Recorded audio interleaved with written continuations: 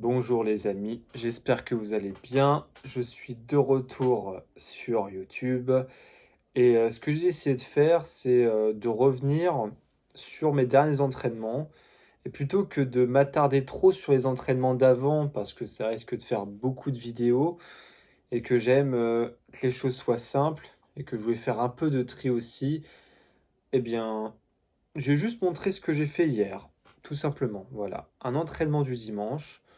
Un entraînement, tout ce qu'il y a de plus, normal, dans un entraînement de la vie de tous les jours. Il y a pas tout le temps de l'intensité, ça dépend des exercices, ça dépend des semaines et je veux juste montrer la constance au fur et à mesure des vidéos que je vais vous poster. Parce que c'est ça qui est important, c'est la régularité lorsqu'on s'entraîne et je ferai de temps en temps un parallèle pour comparer des vidéos d'avant sur un exercice où je ferai quelques, petites explications. Allez, on va pouvoir montrer une petite vidéo. Voici l'entraînement tout frais d'hier. Alors j'ai pas tout filmé, mais une grosse partie pour vous exceptionnellement. Donc là, on me voit faire mon échauffement avant les tractions, donc je fais du tirage vertical. Donc là, il y avait 33 kg et puis après, je fais à 61 kg. Je fais 10 reps à chaque fois et je fais barre sous la poitrine. Donc vraiment un mouvement très très haut avec de l'amplitude, quoi. Donc voilà, ça commence comme ça.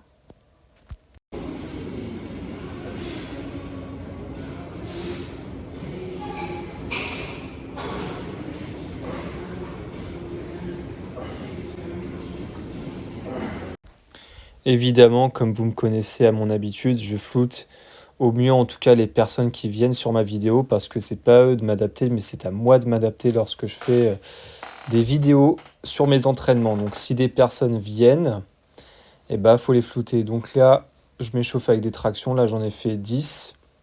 Je fais toujours des tractions quand je m'échauffe. Donc il y avait la machine de tirage et j'ai pas filmé, mais j'utilise aussi un élastique pour la coiffe des rotateurs.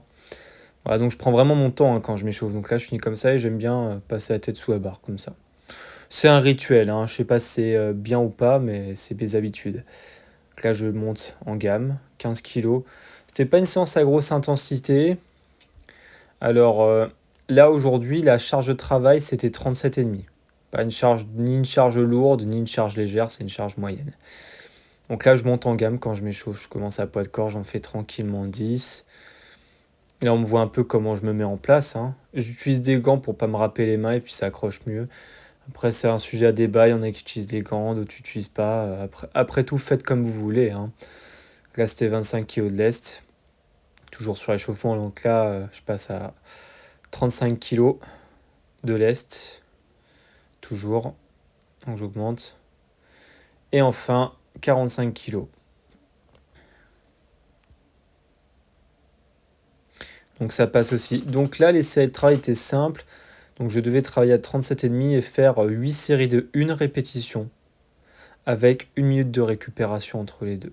C'est ce qu'on pourrait appeler un cluster, je crois que c'est les mots en termes techniques. Après, si vous voulez me corriger, n'hésitez pas, mais je crois que c'est ce mot-là. Mais c'est une méthode de travail en tout cas. L'idée, c'est de prendre une récup courte, mais plutôt que de me mettre en le rouge en faisant plusieurs reps, je ne fais qu'une rep sur ma charge de travail. En fait, l'idée, c'est que cette charge-là, l'idée, c'est que j'en fasse, oui, 10 répétitions à la fin du cycle. Donc, c'est un petit travail pour m'accommoder à la charge. Normalement, c'est dans 2 semaines que je suis censé faire mon max de reps. À voir. Je passe au développé militaire maintenant. Donc là, je m'échauffe, hein. Je commence toujours à vide, hein, 20 kg. Toujours, je prends le temps de chauffer hein, entre les séries. Hein. Je monte pas les charges comme ça, je vais toujours progressivement, hein. Donc j'étais à 20 kg, j'en fais une dizaine. Ensuite, j'enchaîne, je mets mes disques de poids. Hop, je passe à 40, j'en fais 5. C'est toujours l'échauffement. C'est vraiment pour me réveiller, hein, même si on est déjà réveillé. Et puis hop, j'enlève mon disque et je passe de 40. Et une fois que j'ai chargé la barre, bah c'est parti, on peut directement aller à 50 kg, on en fait une. Donc c'est pas du lourd non plus, hein, c'est vraiment du charge léger. D'ailleurs, je vais faire une vidéo parallèle, on me voyait faire un top 7. Et je vais faire une petite pause après par rapport à l'épisode des épaules. Donc là, j'ai fait aussi un 5 x 1 mais à 52,5. Donc j'avais fait une rep à 57,5 pour me chauffer en lourd. Et après j'ai fait plusieurs séries, enfin 5 séries de 1 à 52,5.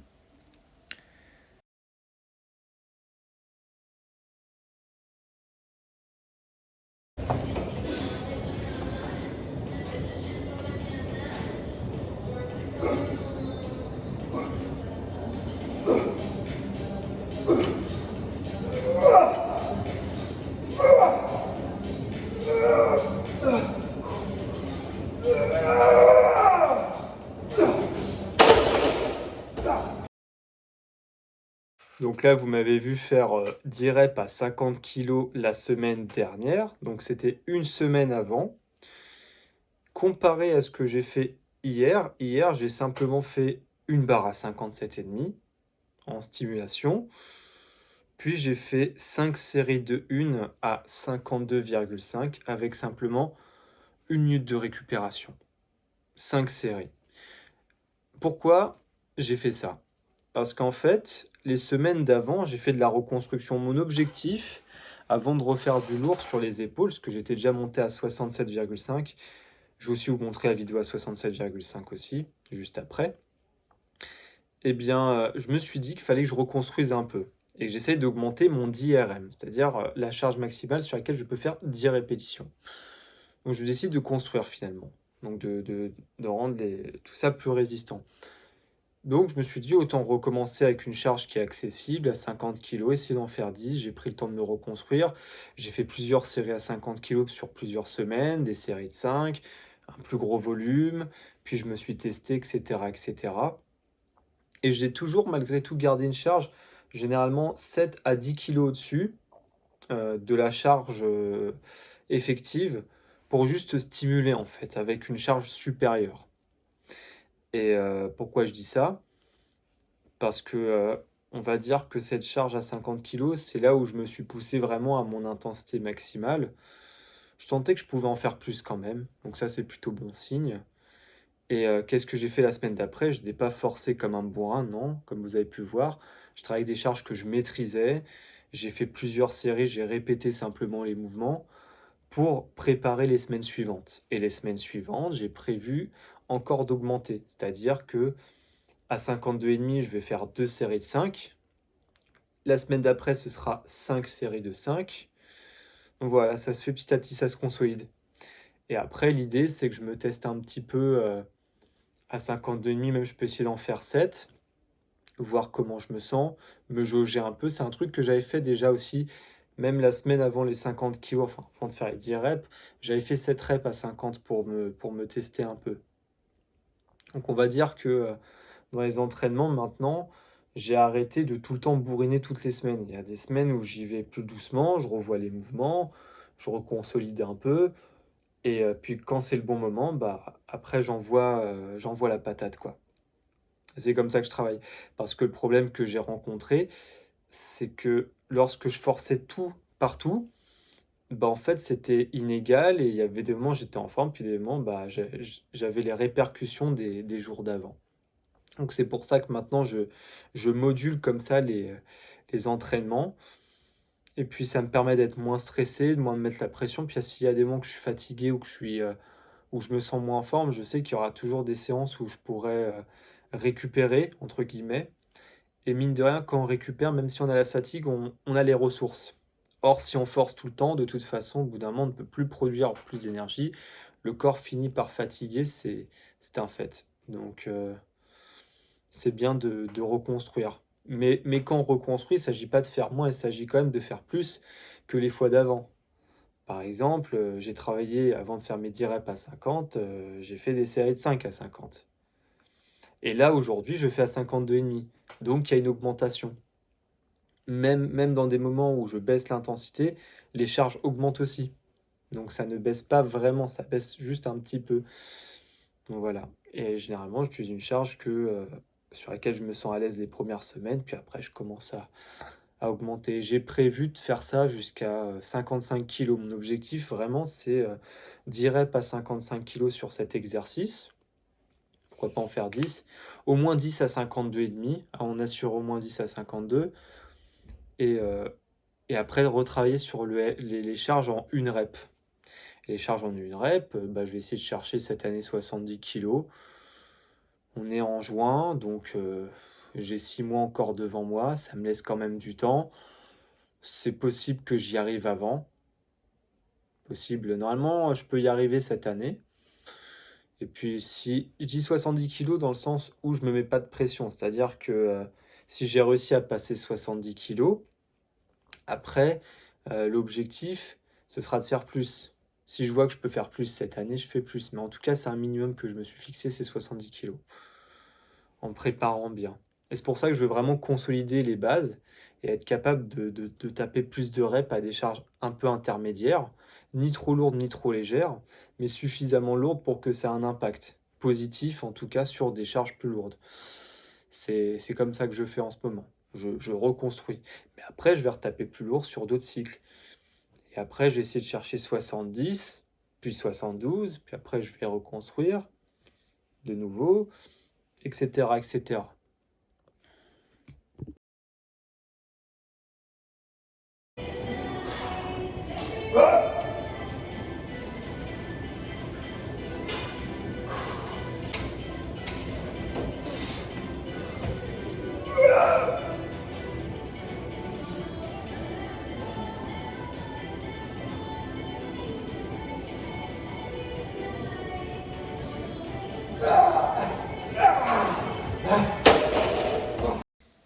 On reprend les entraînements qui se sont passés hier, donc j'ai fait du développé nuque.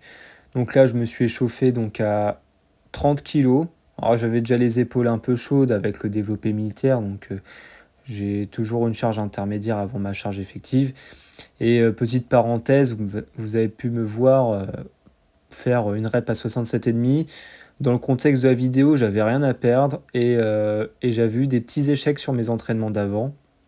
Et finalement, malgré la fatigue, c'était bien passé. Donc là, je travaillais à 37,5 pardon, sur le développé nuque et j'ai fait des side sets. Bon, toujours, je floute les gens, hein, j'ai vraiment pas envie de les embêter.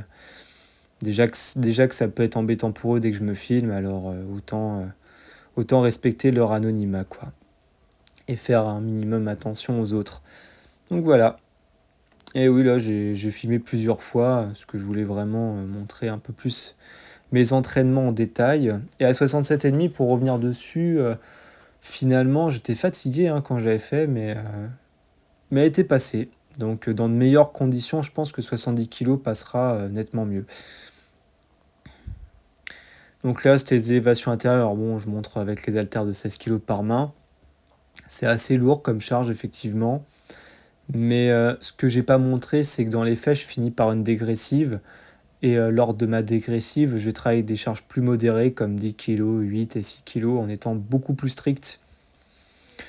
Mais 16 kg, je le garde quand même en lourd, ça stimule et ça permet que les autres poids me semblent moins lourds. C'est pour ça que j'aime bien avoir une petite charge un peu plus lourde que les autres. Et là, c'est du Zercher position assis. Cet exo, il m'a beaucoup aidé pour me renforcer les lombaires, notamment quand je me suis fait mal au squat. Et du coup, je fais beaucoup de renforcement. Hein. Peut-être que j'en parlerai plus dans une autre vidéo. Donc là, c'était à 32,5 et quand j'ai commencé exo, j'étais à 20 kg. Ça fait depuis le mois de mars que j'en fais, donc j'ai pris mon temps, hein. J'ai pas augmenté les charges très très vite. Et c'est pas le but, hein.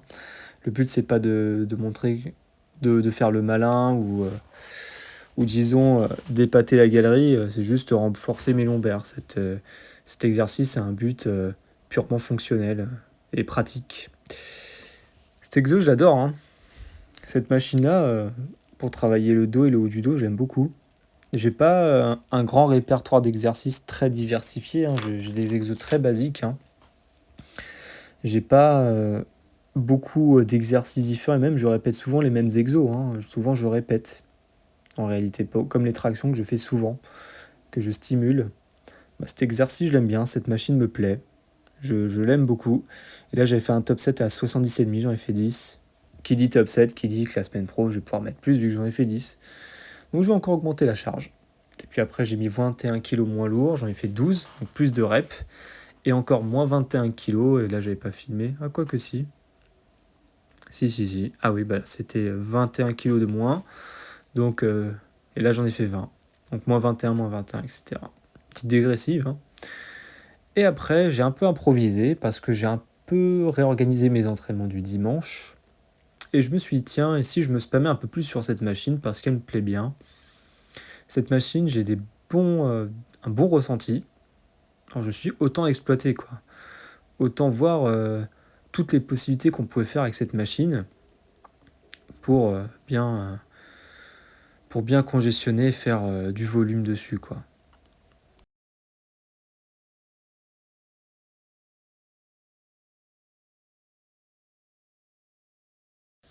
Ce qui va maintenant suivre était de la pure improvisation hier. Je me suis dit, voyons ce qu'on peut faire encore avec cette machine. Et je me suis dit, autant faire du volume après la dégressive.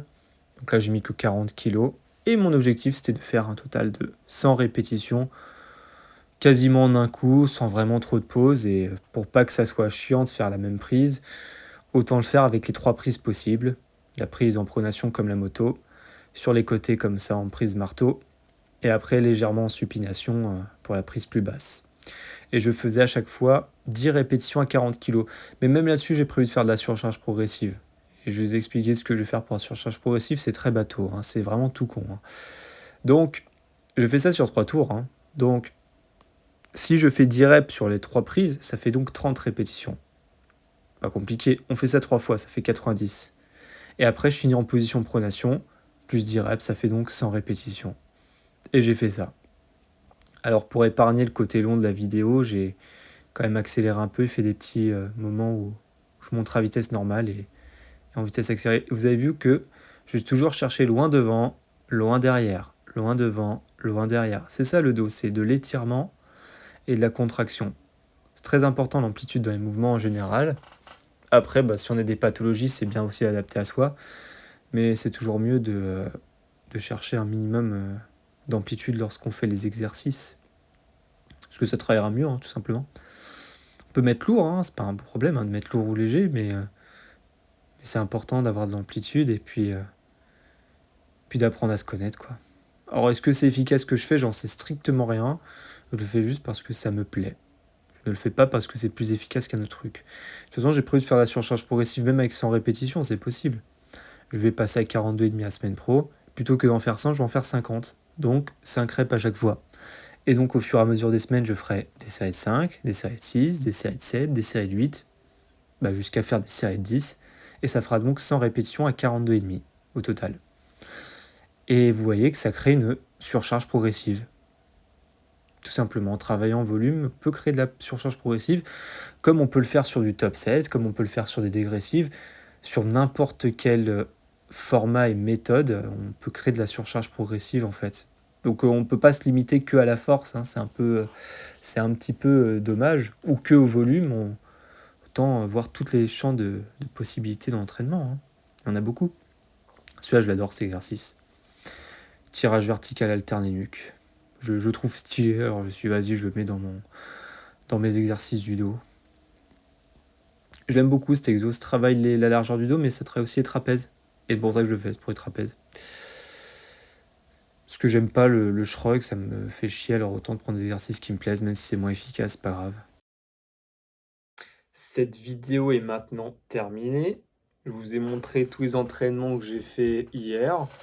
Je vais sûrement faire un petit tournage demain de l'entraînement de mardi. Alors, si tu as aimé la vidéo, n'hésite pas à la regarder jusqu'au bout, surtout, de liker, commenter, pourquoi pas partager si tu as envie, et de mettre la cloche de notification. Je sais pas si ça a changé quelque chose, mais vas-y, mets la cloche de notification. Et puis surtout, sois prêt pour de nouvelles vidéos. Je ne suis pas un influenceur, je ne suis pas là pour montrer que je suis le meilleur, ni que je suis plus nul qu'un autre. Je fais un documentaire sur mes entraînements et les choses que je peux faire dans ma vie. Merci. Puis, bisous.